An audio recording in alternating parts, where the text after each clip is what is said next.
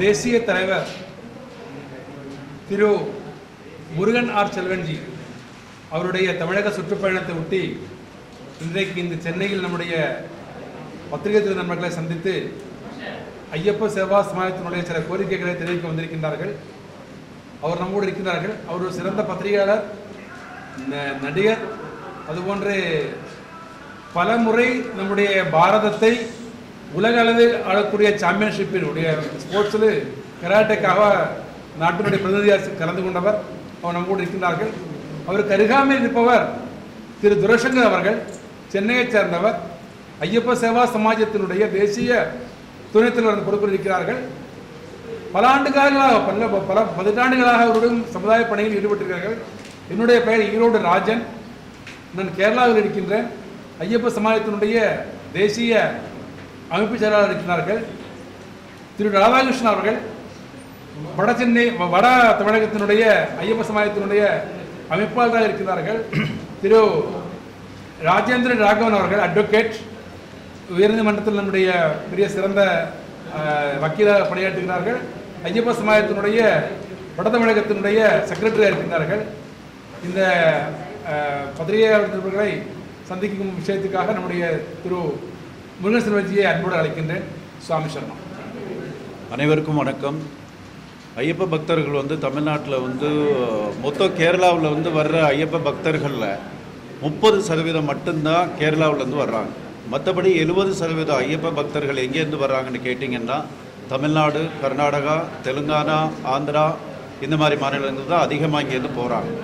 அதில் அதிகமாக போகிறவங்க தமிழ்நாட்டிலேருந்து போகிற ஐயப்ப பக்தர்கள் தான் அதிகமாக. 40 நாள் விரதம் இருந்து எந்த அளவுக்கு உணவு கட்டுப்பாடு, உடை கட்டுப்பாடு, மற்ற சுய ஒழுக்கம் இதெல்லாம் இவ்வளவு இருந்து சின்சியராக இவ்வளோ தூரத்தில் போயிட்டு ஐயப்பனை தரிசனிக்கணும் அப்படின்னு சொல்லி சபரிமலைக்கு போனாக்க அங்கே ஒரு பக்தி, தெய்வீகம் அந்த மாதிரி ஒரு விஷயமே இல்லாமல் அதுக்கு மாற்றா க்ரௌடு எந்த அளவுக்கு இருக்குது, கூட்டம் எந்த அளவுக்கு இருக்குன்னா அவங்களால சராசரியாக தரிசனம் பண்ண முடியாத ஒரு சூழ்நிலை இருக்குது. இந்த சூழ்நிலையை இன்னைக்கு நேற்று திடீர்னு வந்தது கிடையாது. சராசரியாக ஒரு நாளைக்கு ஐயப்பன் கோயிலை பொறுத்த வரைக்கும் 70,000 பேர் தான் தரிசனம் பண்ண முடியும். அந்த 70,000 பேர் இருக்க இடத்துல கிட்டத்தட்ட 1 லட்சம், சில நேரத்தில் 1,10,000 இந்த அளவுக்கு ஐயப்ப பக்தர்கள் வர்றாங்க. வர்ற பக்தர்களை வேண்டான்னு சொல்ல முடியுமா? ஐயப்பனை தரிசிக்கிறத யாராவது தடுக்க முடியுமா? அது முடியாத காரியம், செய்யக்கூடாத விஷயம். அதே நேரத்தில் இந்த கூட்டத்தை நெரிசலை எப்படி கையாள முடியும் அப்படிங்கிற அந்த ஒரு விஷயம் வரையில் தற்பொழுது உள்ள அரசாங்கம் எடுத்திருக்க முயற்சிகள் இதை விட சிறப்பாக இருக்கணுங்கிறது ரொம்ப அவசியம். 18 படி ஏறி ஐயப்பனை தரிசனம் பண்ணுற வரக்கூடிய ஒரு பக்தனோட மனநிலை எப்படி இருக்கணும்னா அந்த மாதிரி ஒரு சூழ்நிலை கோயிலில் தற்பொழுது கிடையாது. அதுக்கு காரணம் முழுவதும் நிர்வாக தவிர வேறு எந்த விதமான விஷயமும் கிடையாது. இதே மாதிரி மற்ற கோயில் இருக்குது. இப்போ திருப்பதி கோயிலெலாம் இருக்குன்னா அது மலையில் உள்ள கோயில் இவ்வளோ ஒரு கரடுமுடான பாதை இல்லாமல் இருந்தாலும் ஒரு சில விஷயத்தை அவங்க க்ரௌட் மேனேஜ்மெண்ட் பண்ணுற அளவுக்கு சபரிமலையில் இவங்க நிர்வாகம் பண்ண முடியாத ஒரு சூழ்நிலை இருக்குது. மற்றபடி வைஷ்ணதேவின்னு சொல்லக்கூடிய நார்த்தில் இருக்க ஒரு கோயில், அவங்கெல்லாம் எப்படி லட்சக்கணக்கான பக்தர்கள் இதே மாதிரி வர்றாங்க. அவங்களால சிறப்பாக நிர்வகிக்க முடியல.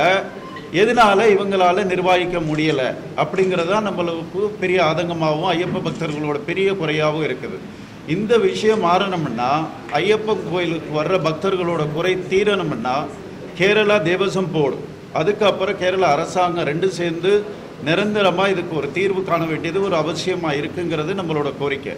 ரெண்டாவது முக்கியமான விஷயம் ஒரு ஐயப்ப பக்தர்கள் காணிக்கையாக கொடுக்குற பணம், அவங்களோட உழைப்பில் சேமிப்பில் வர்ற சின்ன சின்ன ஒரு சேமிப்பாக காணிக்கையாக கொடுத்த பணம் எப்படி திருடு போயிருக்குங்கிறது எல்லாருக்கும் தெரிஞ்ச விஷயம். தங்கத்தகடை கொண்டு அங்கேருந்து சென்னையில் ஒரு கம்பெனியில் அதை காப்பராக மாற்றி அதுக்கப்புறம் இப்போ என்ன போயிட்டுருக்குங்கிறது எல்லாருக்கும் தெரிஞ்ச விஷயம்.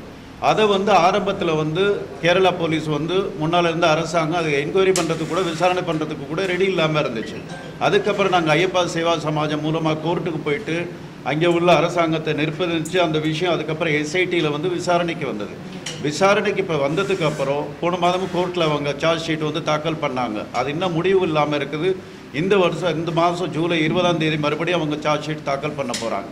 அதுக்கப்புறம் உறுதியாக அதில் யார் குற்றவாளி அவங்க முடிவு பண்ணியிருக்காங்கிற விஷயம் இனிமேல் நம்மளுக்கு தகவல் வரும். அதில் வந்து சம்பந்தப்பட்டிருக்க, அதாவது தங்கம் வெளியே கொண்டு போகையில் யாரோட அனுமதி இல்லாமல் வெளியே கொண்டு போக முடியாது. தேவசம் போர்டு அதிகாரிகள் அதில் சம்மந்தப்பட்டிருக்காங்க. அதில் முக்கியமாக கவனிக்கப்பட வேண்டிய விஷயம், அதில் உள்ள தந்திரி சம்மந்தப்பட்டிருக்கார். அவரோட கையொப்பம் இல்லாமல் இதை வெளியே கொண்டு போகிறது நடைமுறையில் சாத்தியமே இல்லை.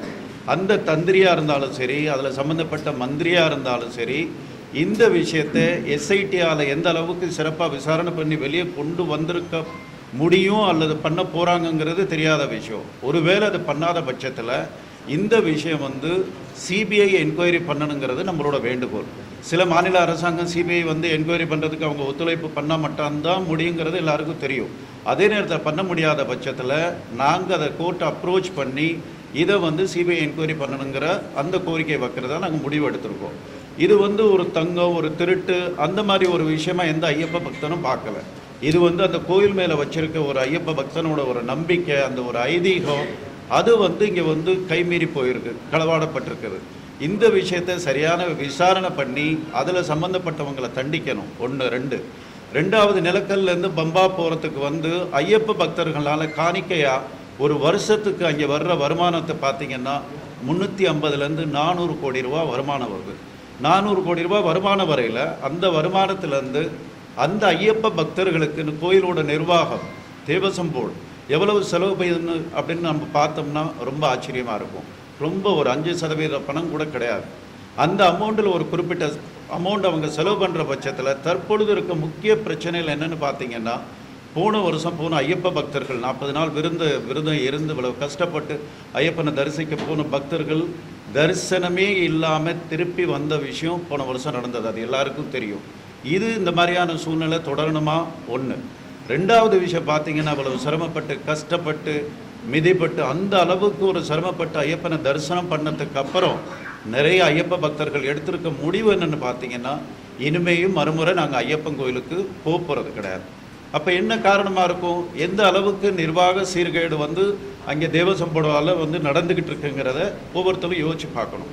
அதை இல்லாமல் இன்னொரு முக்கியமான விஷயம், 14 வயசுக்கு கீழே உள்ள மணிகண்ட சுவாமிகள், அது சின்ன பெண்களாக இருக்கட்டும் அல்லது சின்ன வயசு பையனாக இருக்கலாம், அதே மாதிரி வந்து டயபெட்டிஸ் உள்ள சீனியர் சிட்டிசன் 60 வயசுக்கு மேலே உள்ளவங்க, இவங்களுக்கு வந்து தற்பொழுது உள்ள க்ரௌட் மேனேஜ்மெண்ட்டு, அவங்க கூட்ட நெரிசலை எப்படி தேவசம் போர்டு, கேரளா போலீஸ் இது எப்படி நிர்வாகம் பண்ணுது பார்த்திங்கன்னா, இவங்களுக்கு பாதுகாப்பான ஒரு சூழ்நிலை இங்கே வந்து கிடையாது. ஒருவேளை வந்து 60 வயசுக்கு மேலே உள்ளவங்க யாரும் வந்து போன தரம் 2025 மட்டும் கார்டியாக் அரெஸ்ட் சம்மந்தப்பட்ட கிட்டத்தட்ட 150 பேருக்கு ஒரு எமர்ஜென்சி ஒரு சுச்சுவேஷன் வந்து அதில் வந்து ஒரு 48 பேர் கிரிட்டிக்கல் சுச்சுவேஷனுக்கு போனாங்க. கிட்டத்தட்ட 8 பேர் உயிரிழப்பு ஏற்பட்டிருந்தது போன வருஷம் மட்டும். இது சொல்கிற செய்தி நம்மளுக்கு என்னென்னு பார்த்தீங்கன்னா, அங்கேருந்து நேரடியாக கீழே கொண்டு வந்தால் பம்பையில் வந்து இவங்களை எமர்ஜென்சி ட்ரீட்மெண்ட், அதாவது 1 ஹவர் வந்து மெடிக்கல் எமர்ஜென்சியில் கோல்டன் ஹவர்னு சொல்லுவாங்க. அந்த 1 ஹவருக்குள்ளே யாருக்கு வந்து இதே பிரச்சனை வந்துச்சோ அவங்களுக்கு ட்ரீட்மெண்ட் கொடுக்குற பட்சத்தில் அந்த உயிரிழப்பை வந்து இல்லாமல் நம்ம பண்ண முடியும். அதே நேரத்தில் தேவசம் போர்டோ அல்லது கேரள அரசாங்கமோ இதை பண்ணாமல் இருக்குது. ஸோ ஒரு சில பேர் வந்து யாருக்கு பிளட் ப்ரெஷர் அதிகமாக இருக்கோ அல்லது டயபெட்டிஸ் அதிகமாக இருக்கோ, உடல்நிலை தகுதி இல்லாமல் இருக்கவங்க வந்து இந்த மாதிரி கூட்ட நெரிசலில் போகாமல் தவிர்க்கிறது அவங்களுக்கு இப்போ உள்ள ஒரு சூழ்நிலையில் உயிர் பாதுகாப்பாக இருக்கும். 1. 2வது, இந்த பெண் குழந்தைகளாக இருக்கட்டும், இந்த சின்ன 14 வயசுக்கு உள்ளவங்க தலையில் இருமுடியை தூக்கிக்கிட்டு நிற்கையில் கிட்டத்தட்ட அவங்க வெயிட் பண்ணுற நேரம்னு பார்த்திங்கன்னா ஆவரேஜாக 10 மணி நேரம் அவங்க வெயிட் பண்ண வேண்டியதாக இருக்குது. அந்த 10 மணி நேரத்தில் அவங்களுக்கு குடிக்கிறதுக்கு சுத்தமான குடி தண்ணீர் கூட இங்கே கிடைக்கிறது கிடையாது. சுத்தமான கழிப்பறை இருக்குதுன்னு பார்த்திங்கன்னா அதுவும் கேள்விக்குறியாக இருக்குது. அந்த கழிப்பறைக்குள்ளே ஒரு ஆள் போயாச்சுன்னா திருப்பி வந்தால் அந்த சாமி மாலை போட்டிருக்க சாமி திருப்பி குளித்தா மட்டும்தான் அவங்கள மேலே மலையேறி போய் தரிசனம் பண்ண முடியும். அந்த அளவுக்கு அந்த கழிப்பறை அவங்க வச்சுருக்குது. அதுக்கு வந்து கூட்டு மூலமாக கொடுத்துருக்க நிர்வாகம் கொடுத்துருக்க இன்ஸ்ட்ரக்ஷன் என்னென்னு பார்த்தீங்கன்னா, தேவசம் போர்டுக்கு யாருக்கு அதை வந்து நிர்வாகிக்க பொறுப்பு கொடுத்துருக்காங்களோ, டெண்டர் எடுத்திருக்காங்களோ, டெண்டர் எடுத்ததோடு அவங்களோட வேலை முடிஞ்சிருச்சு. நீங்கள் இமேஜின் பண்ணி பாருங்கள், ஒரு நாளைக்கு 1 லட்சம் பேர், 1 லட்சம் பக்தர்கள் அதில் மேலேருந்து போகிறாங்க, கீழே வர்றாங்க. அப்படிங்கையில் எத்தனை பேர் அந்த கழிப்பறையை வந்து உபயோகிப்பாங்க? அது எந்த அளவுக்கு க்ளீனாக மெயின்டெனன்ஸ் பண்ணணும், அதை பார்க்குறதுக்கு யாரும் அங்கே நாதி கிடையாது, அதை பார்க்குறதும் கிடையாது. அதை இந்த மாதிரி இந்த நிர்வாக குழார் தொடர்ச்சியாக ஒன்றுன்னா சொல்லிட்டு போகலாம். ஒரு ஐயப்ப பக்தர் எதிர்பார்க்கறது என்ன? அடிப்படையாக ஒரு குடிக்கிற 10 மணி நேரம் நிற்கிற ஆளுக்கு ஒரு தண்ணீர் குடிக்கக்கூடிய ஒரு நிர்வாகம் அந்த அளவுக்கு கூட யோசிக்கலைன்னா அப்போ அது என்ன நிர்வாகமாக இருக்க முடியும்? இதை வந்து கேரள அரசாங்கம், தேவசம் போர்டு வந்து இதுக்கு முன்னால் அரசாங்கம் அந்த அளவுக்கு கண்டுக்காமல் இருந்தது. இதில் ஒரு நல்ல விஷயம், நல்ல மாற்றம் என்ன நடந்திருக்குன்னா, இப்போ வந்திருக்க அரசாங்கம் வந்து அதை பற்றி ஒரு சில தீர்மானம் எடுத்திருக்கு. திருப்பதி தேவசம் போர்டில் உள்ள எப்படி அவங்க க்ரௌட் மேனேஜ்மெண்ட் அவங்க பண்ணுறாங்களோ அதே மாதிரி நம்மளும் பண்ணணும்னு சொல்லி முயற்சி பண்ணுறாங்க. ஒன்றும் சமீபத்தில் இன்னொரு தகவல் ஒன்று வந்திருக்குன்னா, ஏஐ பேஸில் வந்து க்ரௌடு எப்படி மேனேஜ்மெண்ட்டை பண்ண முடியும் அப்படிங்கிற அந்த முயற்சி எடுத்திருக்காங்க. அது ரைட்டு. மூணாவது விஷயத்தில் முக்கியமான விஷயம்னு பார்த்தீங்கன்னா, நாங்கள் ஐயப்பா சேவா சமாஜம் மூலமாக ஒரு வருஷத்துக்கு 40லேருந்து 50 லட்சம் பேருக்கு நாங்கள் அன்னதானம் கொடுத்துக்கிட்டு இருக்கோம். எந்தெந்த மாநிலத்திலேருந்து கேரளா போகிறாங்களோ போகிற வழியில் ஒவ்வொரு மாநிலத்திலையும் எங்களோட அமைப்பு ரீதியாக 40லேருந்து 50 லட்சம் பேருக்கு நாங்கள் அன்னதானம் கொடுத்துக்கிட்டு இருக்கோம். அதே மாதிரி அவங்க நிலக்கல் போனதுக்கப்புறம் அங்கேருந்து பம்பா மேலே போகிற வரைக்கும் எந்தெந்த முக்கியமான இடங்களில் 10 மணி நேரம் நிற்கிற ஆளுக்கு வந்து எல்லா இடத்துலையும் அவங்களுக்கு ஹோட்டலோ அந்த வசதியோ கிடையாது. அவங்களுக்கு அடிப்படையாக சாத்வீக முறைப்படி அன்னதானம் கொடுக்கறதுக்கு வந்து எங்களோட அமைப்புக்கு நாங்கள் அனுமதி மட்டும்தான் கேட்குறோம். வேறு எதுவும் அவங்கள்ட்ட எதிர்பார்க்கல. நாங்கள் அவங்களை அனுமதி கொடுக்குற பட்சத்தில் நம்ம அத்தனை ஐயப்ப பக்தர்களுக்கும் இலவசமாக அடிப்படையான சுகாதாரமான சாத்வீக முறைப்படி நம்ம அவங்களுக்கு உணவு கொடுக்க முடியும். அந்த பர்மிஷன் உடனடியாக ஐயப்பா சேவா சமாஜத்துக்கும் எங்களை மாதிரி அமைப்பு இன்னும் ஒரு 2 அமைப்பு இருக்குது, அவங்களுக்கும் இந்த அனுமதி கொடுக்குற பட்சத்தில் ஐயப்ப பக்தர்களுக்கு உள்ள இந்த அவதி சாப்பாடே இல்லாமல் 10 மணி நேரம் இந்த இருமுடியை தூக்கி நிற்கிறவங்களுக்கு இது ரொம்ப பெரிய ரிலீஃபாக இருக்கும். இது வந்து ரொம்ப முக்கியமான பிரச்சனை. இதே இல்லாமல் கீழேருந்து நிலக்கல் போனதுக்கப்புறம் நிறைய இங்கேருந்து நம்ம ஐயப்ப பக்தர்கள்லாம் பஸ் எடுத்துகிட்டு போகிறாங்க, வேன் எடுத்துகிட்டு போகிறாங்க. அவங்க நிறுத்துறதுக்கு இடம் கூட மேனேஜ்மெண்ட் அந்தளவுக்கு சரியாக இல்லைங்கிறதுனால அது அவங்களுக்கு ஒரு பெரிய பிரச்சனையாக இருக்குது. அது இல்லாமல் முன்னாலே நான் குறிப்பிட்டது மாதிரி 400 கோடி வருமானம் வரக்கூடிய ஒரு கோயிலில் நிலக்கல்லேருந்து பம்பா போகிறதுக்கு ஒரு ஐயப்ப பக்தருக்கு கேஎஸ்டிசிலேருந்து அவங்க சார்ஜ் பண்ணுற அந்த பஸ் ஃபீஸை பார்த்தீங்கன்னா உங்களாலே நம்ப முடியாது. அது என்னத்துக்கு அந்த ஐயப்ப பக்தனுக்கு அவ்வளோ சார்ஜ் பண்ணணும்? இலவசமாக பஸ் சேவை கொடுக்கறதுக்கு எங்களோட ஐயப்பா சேவா சமாஜம் மூலமாக நாங்கள் ரெடியாக இருக்கோம். அப்படி எங்களுக்கு அனுமதி கொடுக்க முடியலைன்னா நீங்கள் பண்ணுறதா இருந்தால் அது ஒரு கணிசமான தொகையில் வந்து அவங்க வந்து இதை பண்ணணும் அப்படிங்கிறது எங்கள் ஐயப்பா சேவா சமாஜம் மூலமாக எங்களோட வேண்டுகோள். பெரிய பாதையில போறோம். புதுசா வந்து புல்மேட்டு பாதை வழியாகவும் கூட்டம் வந்து இப்ப அதிக அளவுல போயிட்டு இருக்காங்க. அங்கேயும் அடிப்படை வசதிகள் இல்லை. அதான் இன்னைக்கு வரைக்குமே அந்த அரசாங்கம் பெரிய அளவுல கவனம் செலுத்தல. இது இந்த புல்மேட்டு பாதையில இந்த வழியை தான் இப்ப அதிக அளவுல தேர்ந்தெடுக்கிறாங்க. அதுக்கு என்ன?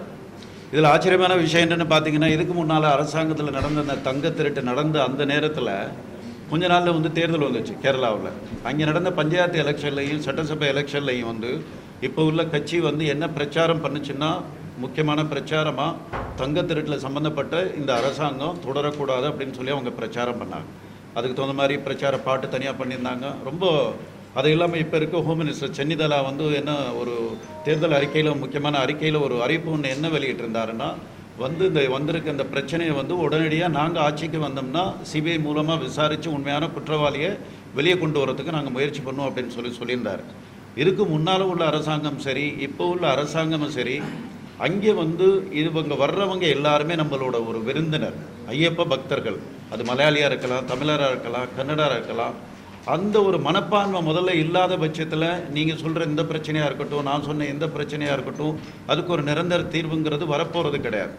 எப்படி வந்து இதை வந்து சொல்லக்கூடாத விஷயம் இருந்தாலும் யோசிச்சு பார்க்கையில் அவங்க காணிக்கையாக கொடுக்குற இவ்வளோ பெரிய அமௌண்ட் வந்து அந்த நிர்வாகத்துக்கு போகுது, அந்த அரசாங்கத்துக்கு போகுதுங்கையில் யார் மூலம் அந்த காணிக்கை வந்துச்சு, அவங்க எதிர்பார்க்குறது வந்து அடிப்படையாக என்ன, சுத்தமான தண்ணி, சுத்தமான கழிப்பறை, அவங்களுக்குள்ள அன்னதானம் கொடுக்கறதுக்கு எங்களை மாதிரியான அமைப்புகளுக்கு வந்து அனுமதி, இந்த மாதிரியான எந்த விஷயமே அவங்கக்கிட்ட இது வரைக்கும் முயற்சி இல்லாமல் இருக்குது. நீங்கள் சொல்கிற இந்த வழியாக இருக்கலாம், அந்த வழியாக இருக்கலாம்.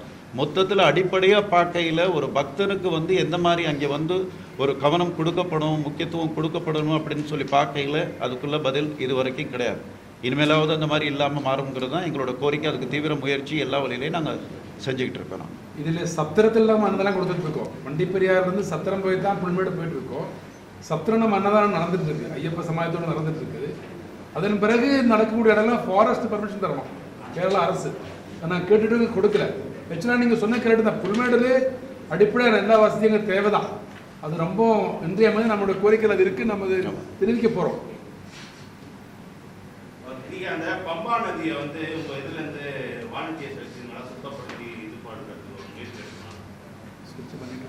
ஸோ அது தொடர்ச்சியாக நாங்கள் பண்ணிகிட்ருக்கோம். ஒவ்வொரு வருஷமும் தொடர்ச்சியாக நாங்கள் பண்ணிகிட்ருக்கோம். எங்கள் அமைப்புகளும் எங்கள் மாதிரி மற்ற அமைப்புகளும் தொடர்ச்சியாக அதை சுத்தம் பண்ணிக்கிட்டு இருக்கோம். இல்லையா, நாங்கள்லாம் வருஷம் வருஷம் மலைக்கு சபரிமலைக்கு வரோம். அந்த காலகட்டத்தில் அந்த தண்ணியில் இறங்கவே முடியாத சூழ்நிலை தான் இருக்குது. வர்ற பக்தர்களுக்கு வந்து நிறைய தரம் வந்து கொடுத்துருக்க தேவசம் போர்ட்லேருந்து குட்டி காலுக்கு மேலே தண்ணியே இல்லை அதில். அதுதான் ரொம்ப இதுவாக இருக்குது. அதெல்லாம் கொஞ்சம் சுத்தம் பண்ணுறது இதில் அமைப்புல முன்னே எடுத்திருக்கோம். நிறைய தரம் அந்த வேலை நடந்துக்கிட்டு இருந்தாலும் பக்தர்களுக்கு கொடுத்துருக்க முக்கிய ஒரு குறிப்பு என்னென்னா, அதை யாரும் துணிய போடாதீங்க. அந்த மாதிரி எவ்வளோ சொன்னாலும் இப்போ இந்த பக்கம் நீங்கள் சுத்தம் பண்ணிட்டு போனால் கொஞ்சம் நேரத்தில் பார்த்தீங்கன்னா மறுபடியும் அது அந்த மாதிரி தொடர்ச்சியாக அது நடந்துக்கிட்டே இருக்குது. இது ரெண்டு பக்கமும் சுத்தம் பண்ணுறது எவ்வளோ முக்கியமோ அதே மாதிரி மறுபடியும் அதில் துணி போடாதும் ரொம்ப முக்கியம். ரெண்டு விஷயமும் அது கவலைப்படும். ஸ்வச் சபரிமலைங்கிற பேர் இல்லாமல் வந்து சன்னிதானம் சீசன் ஆரம்பிக்கிற முன்னாடியும் அது ஆரம்பித்த பிறகும் எருமேலி, சபரிமலை, பம்பை எல்லாமே தூய்மைப்படுத்துகிறோம். இவர் சொன்னது போல் இந்த துணி போடுற விஷயம் நம்ம கொஞ்சம் பிரச்சாரம் பண்ணணும். அதில் போடக்கூடாது. அது ஒரு புனித நதியாக வச்சுன்னா பிரச்சனை இருக்காது. நம்ம என்ன பக்தர்கள் தான் அது வந்து இவ்வளோ அசிங்கம் பண்ணுறாங்க. அப்புறம் சில இடங்களில் வந்து ஹோட்டலுக்காரங்களுடைய கழிவு வந்துட்டு இருக்கு. இப்போ நம்ம சொல்லி அதை தடுத்தாச்சு. இன்னும் நம்ம தூய்மைப்படுத்த முடியாது, பிரச்சனை இல்லை. அதே மாதிரி இங்க இருந்து பக்தர்கள் வந்து அவ்வளவு பக்திமயமா வந்து வராங்க கோவிலுக்கு. அங்க உள்ள போலீஸ் தான் வந்து அவங்களெல்லாம் ரொம்ப மட்டரகமா நடந்து அவங்கள வந்து ரொம்ப இதுவா பண்றாங்க. அதெல்லாம் இந்த விஷயத்தை தான் நான் கொஞ்ச நேரத்துக்கு முன்னால் குறிப்பிட்டது. எப்படின்னா, கேரளா போலீஸை வந்து இப்போ டியூட்டியில் இருக்க கேரளா போலீஸே மாலை போட்டு 40 நாள் விரதம் இருந்து அதுக்கப்புறம் அவங்க டியூட்டிக்கு வந்து டியூட்டி பண்ணாங்கன்னா வர்ற ஒரு பக்தனையும் வந்து இன்னொரு சாமியாக தான் அந்த சாமி பார்க்கும். நம்ம வந்து மாலை போட்டவங்களை பேரை சொல்லி கூப்பிட்றதில்ல. போலீஸே மாலை போட்டிருந்தாலும் அந்த போலீஸை கூட நம்ம சாமின்னு தானே சொல்கிறோம். அதை கேரளா டிஐஜி கிட்ட அந்த கோரிக்கை நீங்கள் சொல்கிற விஷயத்தை நம்ம வச்சோம். அந்த போலீஸ் வந்து அவங்களும் மாலை போட்டிருந்தாங்கன்னா வரப்போகிற பக்தர்கள்கிட்ட இந்த மாதிரி வந்து ஒரு இது கரடு முரடாக இல்லாமல், ரூட் ரஃபெல்லாம் இல்லாமல் அவங்க கொஞ்சம் இதமாக ஒரு ஆன்மீக ஒரு பக்தர் அந்த ஒரு மனப்பான்மையில் அவங்க ட்ரீட் பண்ண முடியும்னு சொல்லி. பட் அவங்க சொன்ன பதில் வந்து ரொம்ப யோசிக்க வைக்கக்கூடிய பதில். என்னென்னா வந்து கேரளா போலீஸு அவங்களோட எவ்வளோ ஃபோர்ஸ் இருக்கணுமோ அந்த ஃபோர்ஸால் ஹேண்டில் பண்ண முடியாத அளவுக்கு கூட்ட நெரிசல் வருது. அதாவது கேரளா ஹைகோர்ட்டு கொடுத்துருக்க இன்ஸ்ட்ரக்ஷன் வந்து தேவசம் போர்டுக்கு உங்கள்கிட்ட உள்ள இப்போ கட்டமைப்பு படி பார்த்தீங்கன்னா சராசரி ஒரு நாளைக்கு 70,000 பேரை மட்டும்தான் நீங்கள் வந்து கையாள முடியும். அந்த 70,000 பேர் அந்த இடத்துல வந்து 1,00,000 1,10,000 பேர் வர்றாங்க. அந்த கேரளா போலீஸுக்கு மலையாளத்தை தவிர வேறு எதுவும் தெரியாது. ஒரு கேரளா போலீஸ் இடத்துல நீங்களும் நானும் இருந்தோம்னா ஒரு லிமிட்டுக்கு மேலே கூட்ட நெரிசல் வரையில் உங்களால் எப்படி சிரிச்சுக்கிட்டு சேவை பண்ண முடியாது இல்லையா? அந்த மாதிரி மறுபக்கம் ஆமாம் ஆமாம் ஆமாம் ஆமாம் எஸ் இது உண்மை மறுக்க முடியாத உண்மை.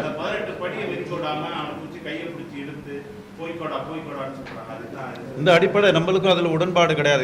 இதே விஷயத்தை தான் நம்ம சொன்னோம். பட் இது வந்து நிரந்தரமாக மாறுறதுக்கு வந்து எப்படின்னா கோயில் நிர்வாகம் அவங்க நேரடியாக இந்த விஷயத்தை கையாள முடியலைன்னா சபரிமலை ஐயப்பா சேவா சமாஜம் எங்கள் அமைப்பு மூலமாக கீழேருந்து மேலே வரைக்கும் அத்தனை விஷயத்தையும் சிறப்பாக கையாளக்கூடிய நம்மள்கிட்ட அந்த ஒரு கெப்பாசிட்டி இருக்குது. அதுக்கு பொருளாதார ரீதியாக நம்ம கேரளா அரசாங்கத்துக்கிட்டே தேவசம் போர்டுலேயே எந்த விதமான உதவியும் கேட்கல. அதையும் நாங்கள் பண்ண முடியும். எங்களுக்கு தேவை வந்து அனுமதி மட்டும்தான். அந்த அனுமதி கொடுக்கறதுல தனிப்பட்ட அவங்களுக்கு ஈகோ எதுவோ இருக்கலாம். ஒருவேளை நாங்கள் பண்ணுறதுக்கு அனுமதி கொடுக்குறோன்னா அவங்களாவது பண்ணணும். அதுக்கும் பண்ணாத பட்சத்தில் அடுத்து என்னங்கிறது இனிமேல் வந்து யோசிப்போம். நீங்கள் சொல்கிறது உண்மை.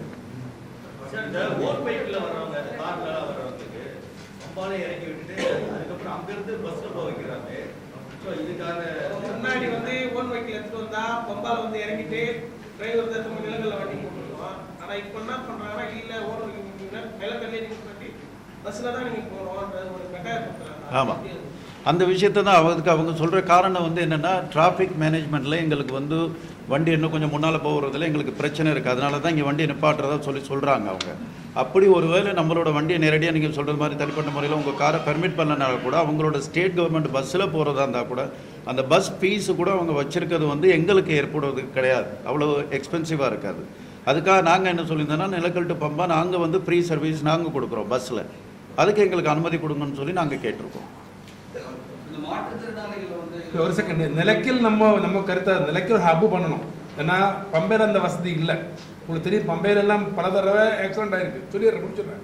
ஸோ நிலக்கில் நல்லா ஹப்பு பண்ணிவிட்டு எல்லா வாகனங்களும் பார்க் பண்ணிவிட்டு Nilakkal to Pamba, Pamba to Nilakkal free service பண்ணணும். பண்ணால் பிரச்சனை இல்லை. அதான் நம்ம கோரிக்கை.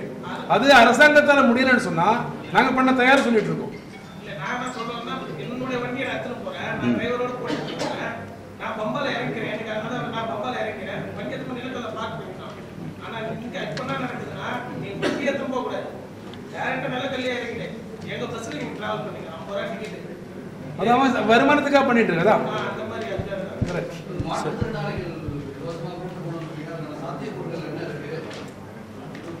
இப்போ சாத்தியக்கூறுகள்லாம் இப்போ மற்ற இடங்களில் வந்து டோலி சர்வீஸ்னு ஒரு சர்வீஸ் வச்சுருக்காங்க இல்லையா, அதுக்கு வந்து மறுபடியும் பேமெண்ட் பண்ணி தான் அவங்க போக வேண்டியது இருக்குது. அந்த டோலி சர்வீஸை அரசாங்கம் மூலமாக எதுவும் பண்ண முடிஞ்சிச்சுன்னா அவங்களுக்கும் சந்தர்ப்பம் இருக்கும். அந்த மாதிரி ஒரு வாய்ப்பு இருக்குது. அதை நம்ம இது பண்ணியிருக்கோம். நம்ம தமிழ்நாடு கவர்மெண்ட்டுக்கிட்ட ஒரு சில கோரிக்கைகள் வச்சுருக்கோம்.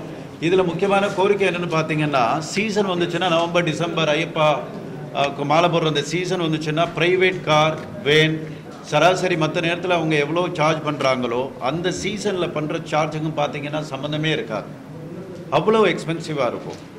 இது தமிழ்நாடு அரசாங்கம் வந்து ஒரு சில நேரங்கள், அதாவது பொங்கல் தீபாவளிக்கு வந்து சென்னையிலேருந்து ஊருக்கு போகையில் ஒரு சில மினி பஸ்ஸுக்கெல்லாம் எப்படி ஒரு சில விதிமுறைகள் கொண்டு வந்தாங்களோ அதே மாதிரி எங்களோட வேண்டுகோள் தமிழ்நாடு அரசாங்கம் வந்து தலையிட்டு தனியில் யாரும் வேன்லையோ அல்லது பஸ்ஸில் போகிறவங்களுக்கு அந்த ரேட்டு அதிகப்படாமல் இருக்கணுங்கிறது அவங்க ஒன்று கவனத்தில் கொள்ளணும். ஒன்று.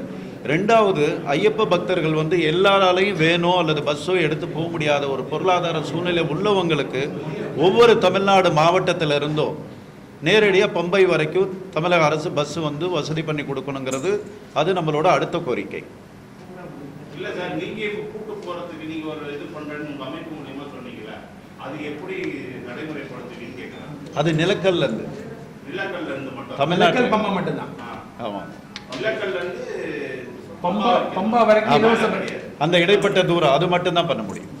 ஹேண்டிகேப்ட் நீங்கள் சன்னிதானம் வரைக்கும் வசதி பண்ணி கொடுத்தா இது எப்படி வாங்க டோலி அரசாங்கம் பண்ணணும். நான் டோலிக்கு வந்து கிட்டத்தட்ட 7000 ரூபா வருது இன்னைக்கு. டோலிக்கு போனால் சாதாரணமாக என்ன மாதிரி ஆளை பார்த்தா 5000 கேட்பாங்க, அப்படி இருக்கா. ஸோ அதனால அது நாம எப்படி கொடுக்க முடியாது, கஷ்டம். பம்பா வரைக்கும்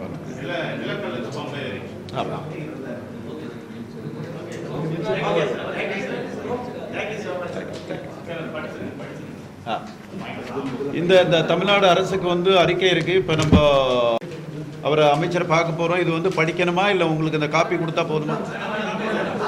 காப்பி வந்துருச்சு இல்லையா? சரி சரி சரி, ஓகே, தேங்க்யூ தேங்க்யூ. வேற கேள்வி ஒன்றும் இல்லை. சரி, ஓகே, தேங்க்யூ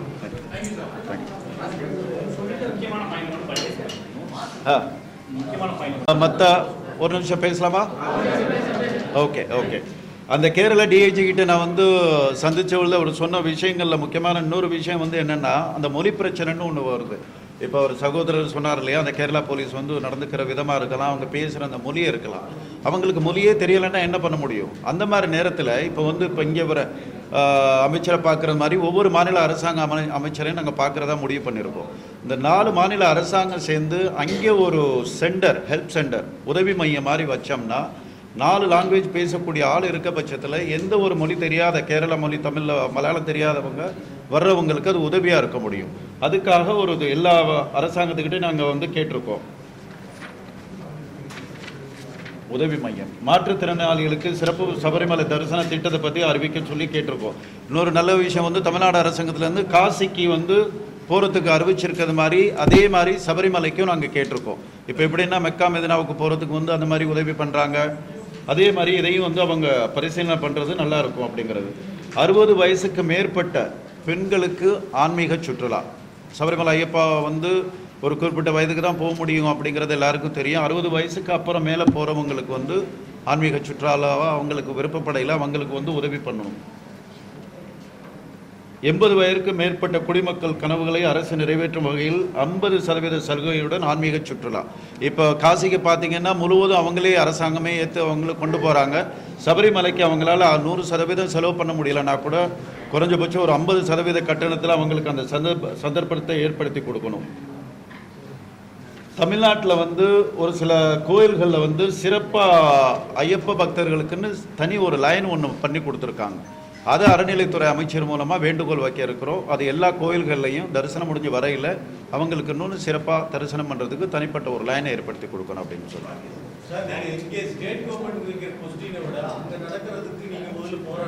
உண்மை, இதை விட அது பெரிய விஷயம். அதைத்தான் நாங்கள் அதுதான் இல்லை, அதுதானே நம்மளோட கோரிக்கை. அதுதான் உண்மை. நீங்கள் சொல்கிறது தான் உண்மை. அதுதான் நிதர்சனம், அதுதான் யதார்த்தம் அங்கே நடக்குது. அதை மாற்றணும்னு சொல்லி தான் உங்களோட சேர்ந்து நம்மளும் முயற்சி பண்ணிட்டு இருக்கோம். அதில் கோரிக்கை நம்ம சொல்கிறோம். என்ன சொல்கிறோன்னா, சபரிமலைங்கிறது இப்போ அவர் முதல்ல சொன்னார் பாருங்க, சபரிமலைக்கு வரக்கூடிய கூட்டங்கிறது கேரளாவை விட தெலுங்கானா, ஆந்திரா, கர்நாடகா, தமிழ்நாடு தான் அதிகம் வருது. நம்ம என்ன வேண்டுகோள் வச்சுருக்கோன்னா, இந்த 4 மாநிலங்கள் ப்ளஸ் கேரளா 5 சேர்ந்து ஒரு கண்காணிப்பு குழு போடணும்.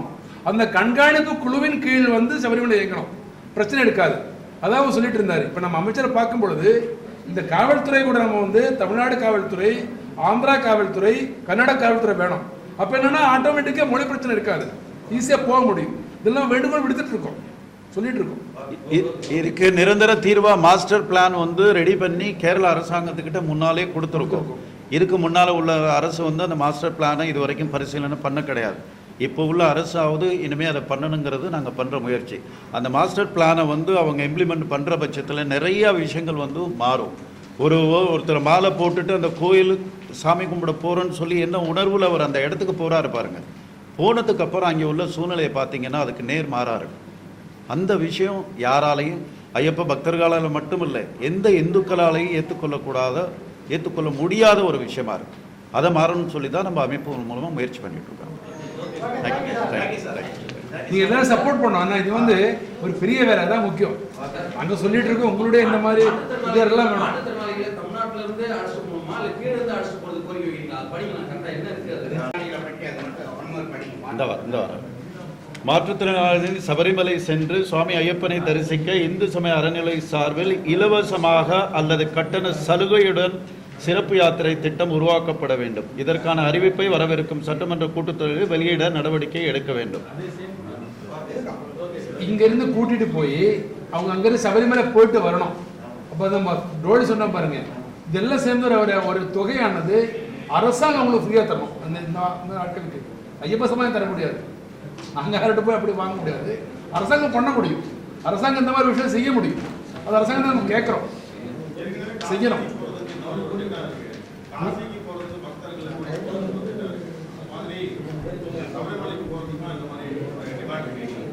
ஆமாம், காசிக்கு வந்து அறிவிச்சிருக்காங்க. இது வரவேற்கப்படக்கூடிய ஒரு விஷயம். அதே மாதிரி சபரிமலை ஐயப்ப பக்தர்களுக்கு யாரும் பொருளாதார ரீதியாக அவங்களால செலவு செஞ்சு போக முடியாதோ அவங்களுக்கு இதே மாதிரி வந்து ஒரு அறிவிப்பு வந்தால் ஐயப்ப பக்தர்களுக்கு வந்து பொருளாதார ரீதியாக பின்தங்கி இருக்கவங்களுக்கு ரொம்ப பெரிய வரப்பிரசாதமாக இருக்கும். அதுதான் நம்மளோட கோரிக்கை. மாநில அரசுக்கு தமிழ்நாடு மாநில அரசுக்கு, தமிழ்நாட்டிலேருந்து போகக்கூடிய ஐயப்ப பக்தர்களுக்கு. ஓகே,